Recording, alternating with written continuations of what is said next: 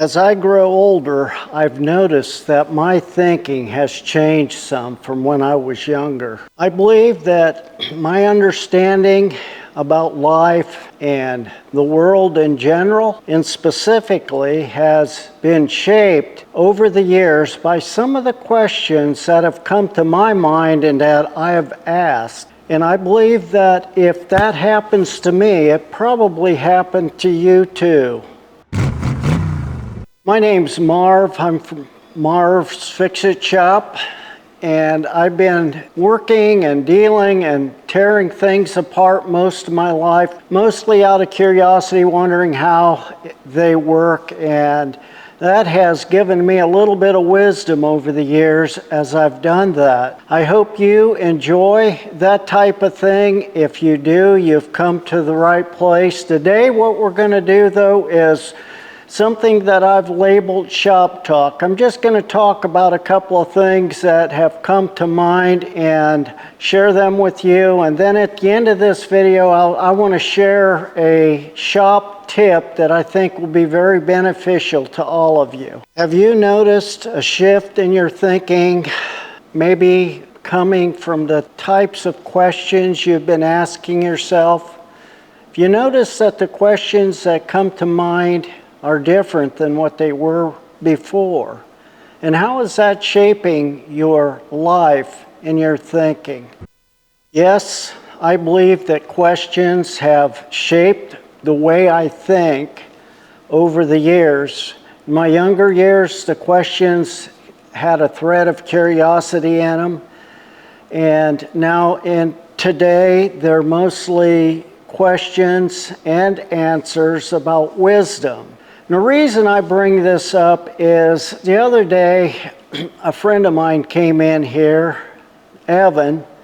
He's 86 years old, and he sits down. He comes in maybe once or twice a week, and he just likes to plop himself down in the chair, making himself at home, and I allow that. You know, I take the time for him. He's 86 years old, but he caught me off guard the other day. He asked me a question, and I had to take my hat off and go, He started asking me about God and his power and what he can do and can't do, and he is very inquisitive. Why he's asking me, I don't know. Maybe it's because I pastored a church for a few years. But he was asking me about God, and he said, you know, I sit out at night and I look up at the stars, and I know there's more to life than what we can see. And he's telling me how God can do anything. And then I thought to myself, I'm going to ask him a question now. And I said, Evan, can God make a stone that he cannot lift? Evan shook his head a little bit, and he looked at me, and he looked away, and he looked back at me, and he didn't know what to say. Maybe this subject came up because he's 86 and he's thinking about sliding into home plate and just curious about greater things in life other than what he's experienced. I met Evan probably 40 years ago. He's 16 years older than me, or somewhere like that, 15 years older than me. So when I was 20, he was 35, and I know I didn't meet him at 20, so I might have met him at 30. He'd have been 45, maybe 35, and he was 50. I don't know. But I met him many years ago. And now we're here, both of us, in the fourth quarter of our lives, as what I've heard another friend of mine express on describing the latter years of life. And he's asking me these questions. After Evan thought about that question, he said something really profound, and I know he gets it. He looked at me and he said, Marv, maybe some questions are made not to ask. Maybe we shouldn't ask some questions. And then he went on to say, because our minds can't comprehend the answers. from that statement, he demonstrated great wisdom, in my opinion. And so that's why I think that as you get older in life and when you start asking yourself questions, it comes from your experiences and the things that you've picked up. People call that wisdom, I guess. I don't know. But that's what I'm going to call it. So the first question that was asked to me was a question that revolved around the wisdom of an 86-year-old.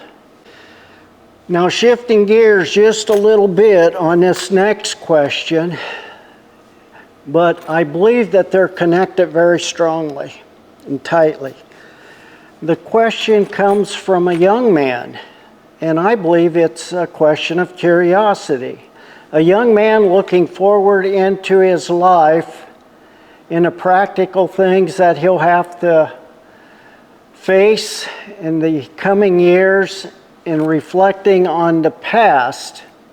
And I've always said that to make it in the present, you have to reflect on the past and then reach out for the future. And then that gives you a process of living in the present. But he was curious about something. He asked me this question.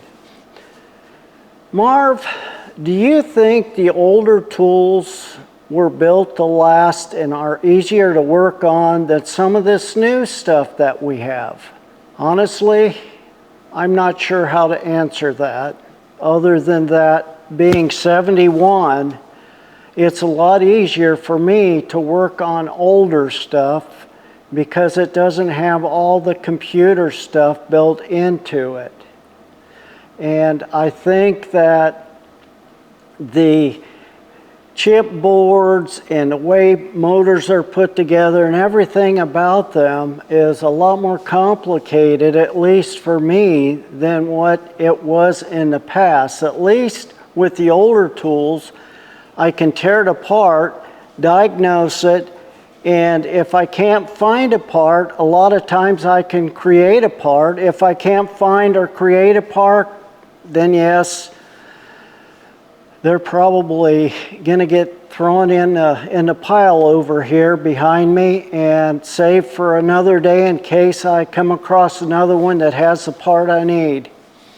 The newer stuff, a lot of it's going to battery operated, which is very expensive. And I tried to weigh in my mind the difference in cost. You take a Sawzall that might cost you $250, maybe even more, with a battery or two and a charger, probably closer to $300, depending on what you buy.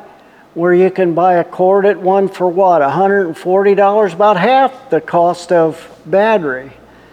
So I wonder if that's a good thing or a bad thing. The batteries give us convenience. It's easy to haul around. You don't have to drag cords out. You don't have to worry about having electricity or any of that stuff. But is it worth the extra expense?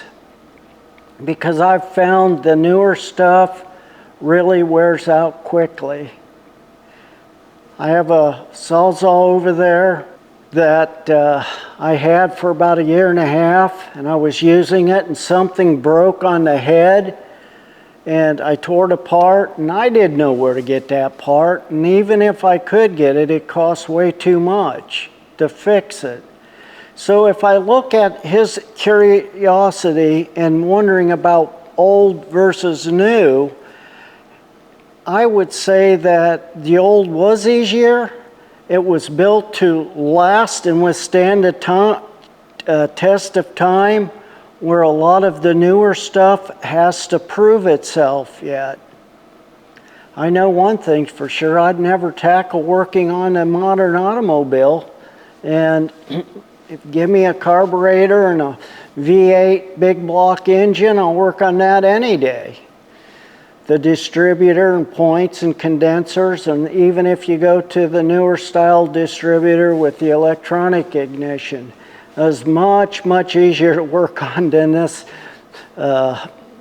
stuff we have today. But I have to admit, Most of the fuel injecting stuff in the computerized everything starts right up, where back when I was a kid, on a cold morning, 20 below zero, you go out and your car might start and it might not. But back then, those V8s, especially at 450, what was it, a 455 or a 454? It was an Oldsmobile engine, big 4-barrel, had a lot of compression and power, and it turned over hard, and that's probably one of the reasons why it didn't want to start.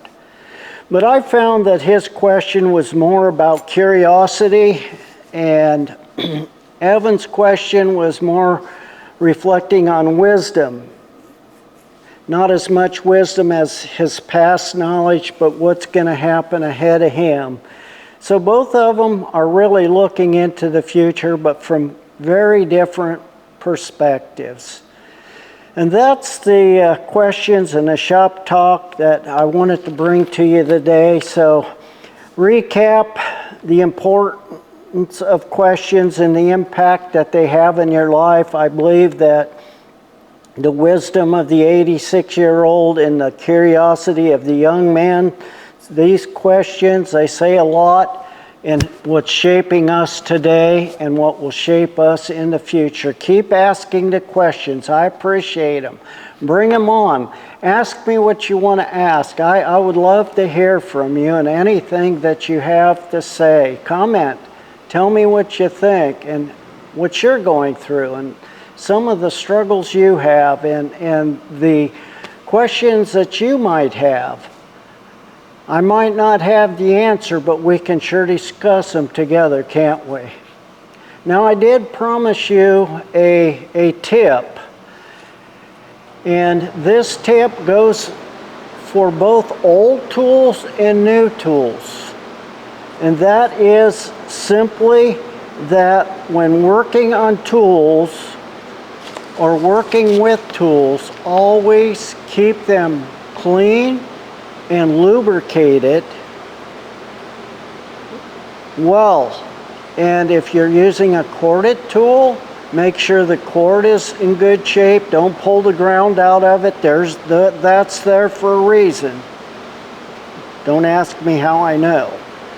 And then the battery tools, take care of those batteries, take care of that tool. And I've always said, if you take care of your tools, they'll take care of you.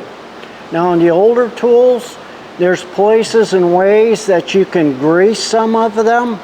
They got grease caps on some of the saws so that you can put grease in and squeeze it and it'll keep the bearings nice and lubricated. On sawzalls, grinders, and buffers and that, you got to pop the head plate off, and there's where the transition gears are. That's full of grease too. Keep that all greased up, keep the sawdust out of it. Use silicone on your saw blades and that sort of thing. And that's my tip for you today. My shop talk about questions and the tip of the day. If you like my videos and you want to hear what I'm going to talk about next in shop talk or any of the repairs, make sure that you subscribe to my channel. If you want to help me, please share it. And hit that notification button, and then you'll know when my next video comes out. If you like videos like this, what I've shared today and others of me repairing, please go to one of these up here and watch that. Sure, it can be fixed. That's a question I ask myself. Can it be fixed? Sure it can. Can you fix it? I believe you can fix it. Until the next one.